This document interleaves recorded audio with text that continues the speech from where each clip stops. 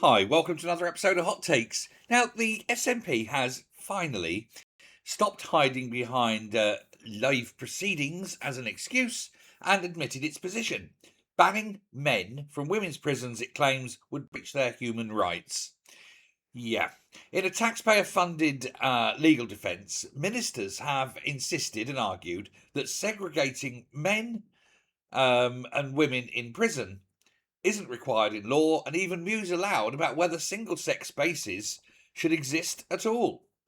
Campaign groups for the campaign group for Women Scotland is taking the government to court, of course, after the Supreme Court ruled that sex in the Equality Act means biological sex, not whatever you want to make up in your own warped mind.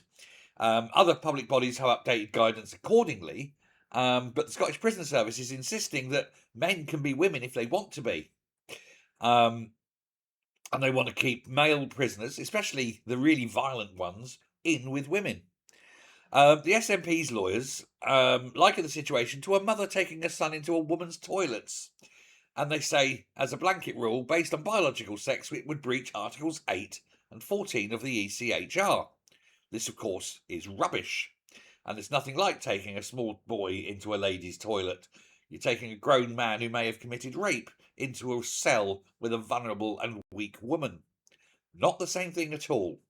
Opposition MSPs, of course, are incredulous. They're accusing John Swinney and Angela Constance of doubling down on self-ID ideology, denying the Supreme Court's legitimacy, in fact, and using public money to argue against single-sex prisons.